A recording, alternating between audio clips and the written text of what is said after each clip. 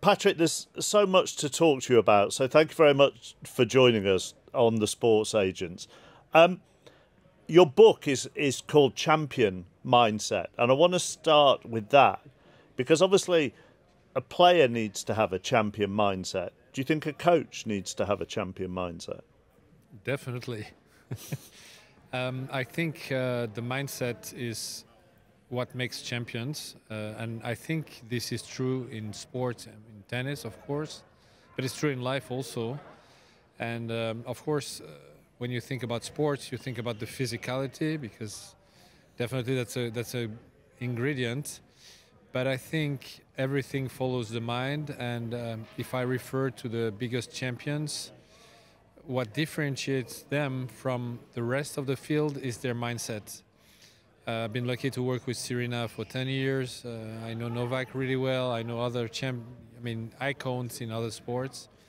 And I see a lot of similarities of the way they process. And I think that's a big difference. And if you look at Novak, who's actually is the greatest of all times, his achievements are bigger than anyone else in the history of that sport. He really has a different mindset. And if you look at the two other players he was competing with to become the greatest, Roger and Rafa, I don't think he had as many assets as them. I think that Roger's game is unique in the history. I think Rafa's physicality, his forehand, the fact that he was lefty was big assets. And of course, he has an amazing mindset. And I think Novak had nothing of this. If you look at the game that he has compared to the two other guys, they have much more assets, but he ended up becoming the greatest because his mindset, I think, is even one level above the two others, and that's what made the difference. And I think it's even more valuable.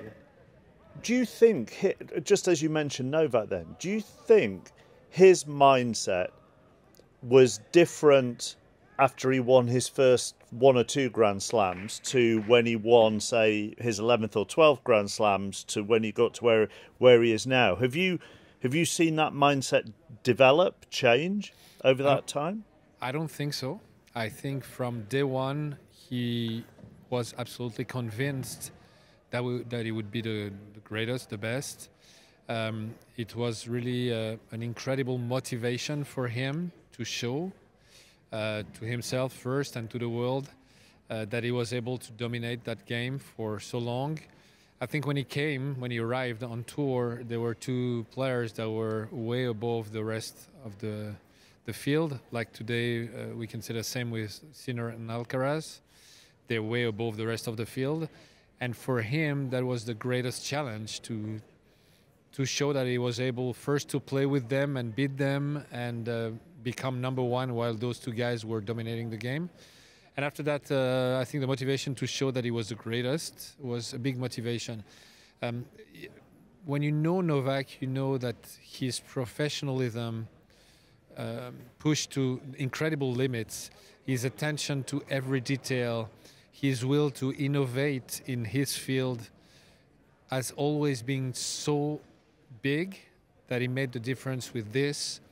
With an incredible diet, with, again, putting so much attention to every detail. I mean, in this special thing, he was unique in the history of our sport. He was by far, for me, the most professional of all because his motivation was incredible. Let me talk Serena with you, but from your perspective here, you know, when a golf coach works with a player, I know they may be working on their swing, or they may be working on their putting, or whatever it may be. When you get the gig to work with Serena, in your mind, in your mindset, what are you thinking you are going to bring to this? What's your value as her coach? That's what I find interesting because she's already an elite athlete, isn't she? She was more, when we started, more than an elite athlete. Yeah. She had 13 Grand Slams. So she was huge. She was an elite of the elite athletes at that stage. Exactly. Yeah. Exactly. Well, at the start, I didn't know what I would, but what I knew is that I wanted to make a difference. And actually, I said it publicly because I got a lot of interviews when I got the job with her. And a lot of journalists, I remember, told me, "Oh, what an achievement!" And I said, "No, it's not an achievement. Of course, I'm extremely proud that she chose me, but we can talk about achievements if I really make a difference. If she wins more working with me than she used to work before. Otherwise, what's the point of being around?" And I didn't know how, but I knew, and I told her from day one. She said, "Okay, what do you think about my game? What do you think about me as a professional player?" And I said to her, "You're an underachiever because you're the best by far, and I think you can do much better than what you've done." And I explained to her how. For me, this was clear. Now, in details, what we could improve to get to that, I didn't know everything, of course. I discovered it as I started to work with her. And actually, that's always how I do it. I start with a white page. I don't know what I'm going to discover. I did the podcast a few months ago with Nick Kyrgios, who has his own podcast. He invited me, and he said to me, "Okay, if you had to coach me tomorrow, what advice would you give me?" And I said, "I don't know. I don't know you enough to give you an advice. I don't like to give advice, by the way. I don't think coaching is about giving advice. I'm not a professor. I'm just." And I said to him, I would start a journey with you, and we're going to have challenges on that journey, and we're going to figure out together how to solve those challenges to go further than you've been before. So that's the job. But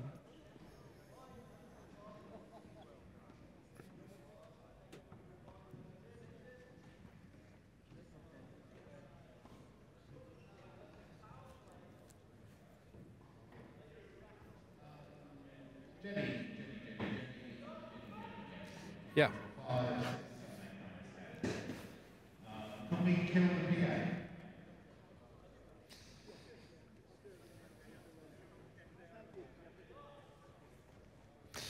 Well, you're totally right. Everybody's different, and a challenge like this can work extremely well with one player, not at all with another one. And that's the beauty of our job: is we don't know at the start the person. We get to know the person, and we get to know how to motivate the person, how to challenge the person, and this will make the player way better than he or she was when you start working with that person. With Serena, it came after a few months. When we started, she had 2 very difficult years without winning a Grand Slam, lost in the first one in Roland Garros, and so we started just after Roland Garros. Then she won Wimbledon in singles and doubles. Then she won the 2 Olympic gold at the Olympics, and a few months later she won the U.S. Open. Then 4 months later she won the WTA Championship and came back to #1. And then she told me she was struggling to win Roland Garros, a tournament that she won only once 10 years before. And she said, clay is not my best surface. I love to play on clay, but I haven't had the same results as on other surfaces. And I want to win Roland Garros, so can you please make a plan for me to win it? So that's what I did. So we started 2013 with that goal. And on the way to win Roland Garros, I realized that she was winning a lot. I mean, she barely lost a match in the year between Wimbledon and Roland Garros, and she needed to be challenged. And also I was thinking how to make her a better player on clay, and then I came out with that idea. It was in Madrid, Masters 1000, and I said to her, "Okay, let's take this challenge. You're going to play only second serves, and you have to win the tournament with not using your biggest weapon, which is your first serve." So she found it very exciting, interesting, and she won Madrid with only hitting second serves. And I think what it brought to her is an incredible confidence on clay. Even without my first serve, I can win a major tournament on clay. It pushed her to play many more rallies, which was a key element to be better when it comes to winning Roland Garros. So there was a lot of potential positive income. I mean, if she would not win Madrid playing only second serves, would have been okay because she didn't use her biggest weapon. But if she wins it, then it's an incredible asset coming to Roland Garros. And it worked. And actually in 2013, she didn't lose one single match on clay the whole season. She won all the tournaments. Do you she's re-entered the International Tennis Integrity Agency's registered testing pool in the last 2 weeks, whatever. And she's posted saying, "I'm not coming back. The wildfire is crazy." What's your gut feeling? Bearing in mind you just talk about she always wants a challenge. Do you think she's missing the challenge? What do you think? Well, I think she has a lot of challenges in her life at the moment. She has 2 kids. Yes. It's new. I mean, it's new. They're still young, so it's a new journey. She's doing a lot of things in business. She has her own fund, plus a lot of other things on the side. So she has challenges, but nothing will ever replace competition in tennis, being number 1 in the world, having so much pressure. This, it's tough for everyone to be away from this daily pressure.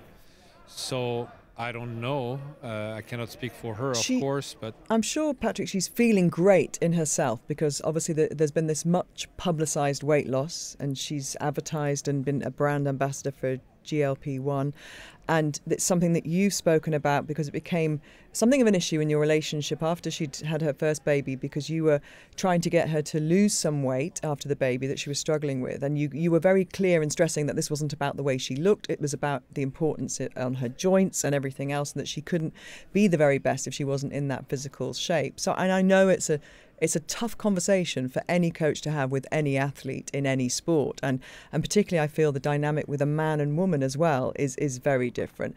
But now that she has lost so much weight and she's looking in physically great shape, and you're kind of smiling because as an athlete, the athlete's there, right? She's still there without now the weight she had on before. Do you think that's a factor, that psychologically she feels lighter? She feels like this is something I can do? Well, I mean, you explained it extremely well.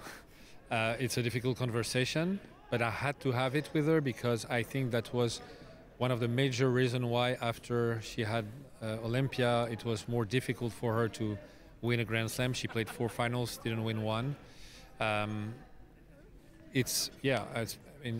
With also age, it's more difficult. The joints are getting older, and the weight is really a big danger in terms of injury. And plus, tennis is a sport in which you need to be extremely fast, reactive, going from one side to the other. So even 1 kilo overweight that is unnecessary is a burden. So yeah, that was a key element. I had to have this discussion. I could have it because of the quality of the relationship we had, but it was tough conversations, and but I had to do what I had to do. My job was to make her. So do you think now she has lost that weight, it's feasible she could make a comeback? I mean, Serena. There is only one in the history. She's been able to achieve things in the past that I thought, and everybody would think, are impossible. Winning a Grand Slam with 40 degrees fever the whole tournament. On the paper, it's impossible. She did it. So I would say nothing's impossible for her. Definitely being perfectly in shape, which looks like it's the case at the moment, is a big asset. I mean, she's 44 years old, which is very old for that sport. But on the other hand, she's in perfect shape. So, I mean, she's in a better position being in that shape than even younger, not being in that shape for sure. Just on where you are, then, where people will be able to hear and see, you're not in a studio. You're at the Copper Box in London, which is where your Ultimate Tennis Showdown is taking place. Part of the reason for this is I think, Patrick, to try and get younger audiences in. So what are you doing there that Grand Slams aren't doing, or why aren't younger audiences coming in your view? Well, tennis is a popular sport, a very popular sport. 1 billion fans around the world, but the fan base is very old. I mean, very old.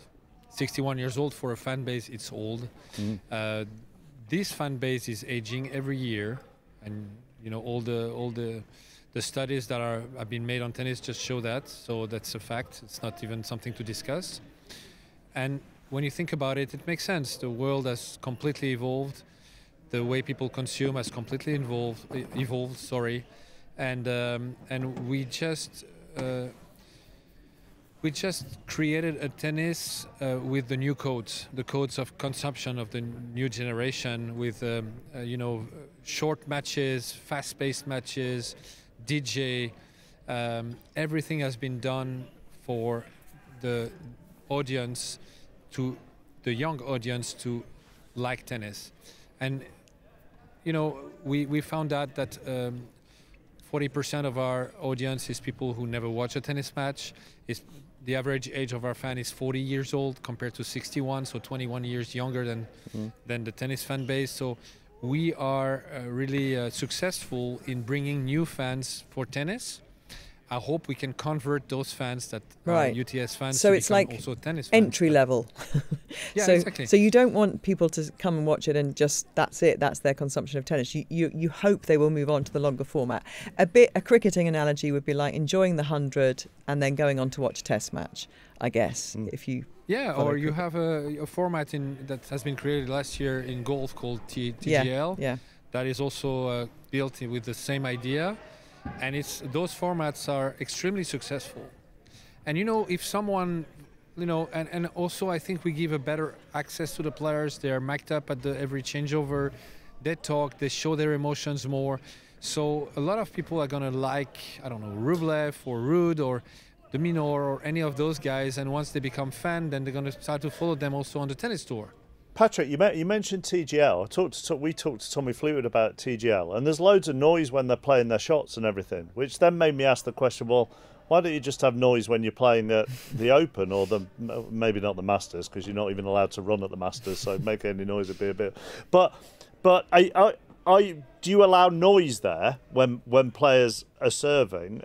And does it make that? Yeah. So right. Well, the rules are really different. First of all, players have only one serve, not two. So we get rid, in a way, of the aces and the serve winners. There are so many of those points during a match. It's also 1 second of play and 30 seconds of wait when you have an ace. So if you're having noise there and everything, and why don't they do that? Why don't they do that at the US Open and the Australian Open, which to my mind are the two more laid-back, fun events? Because all the habits die hard. It's all about habits. We're all creatures of habits, and players are tradition. Is it rather than habits? I think sometimes tradition. Maybe we throw tradition away too quickly, and actually, hearing somebody at Wimbledon say "quiet, please," there's something reassuring about that, and people like tradition in sport. You are completely right, and tennis and golf are two of the most traditional sports that we have. They're 100 years old. It's old formats, but tennis is one of the only events throughout the year that you pay for a ticket and you're told to shut up, which is crazy when you think about it. And at UTS, people are allowed to shout during the points, express all kind of emotions. There is a DJ between every points playing music. It's completely different. It's really an NBA. We brought NBA to tennis. Right. There are, aren't there, Patrick? There are a few exhibition events and innovations like yours and more stuff on the schedule. So players can't have it both ways, though, can they? They can't be moaning about how much tennis they're playing, but still then participating in the exhibitions and the innovations. It's either one or the other. I agree and disagree at the same time. So when it comes to UTS, it's not an exhibition. Players are paid only with prize money, so they compete fully. When it comes to exhibitions, and I'm not here to publicize exhibitions because mine is not an exhibition, players play 50%. It's not tiring compared to a real tournament where they give 100% when they prepare fully. So they can complain about the schedule and play exhibition. For me, it makes sense.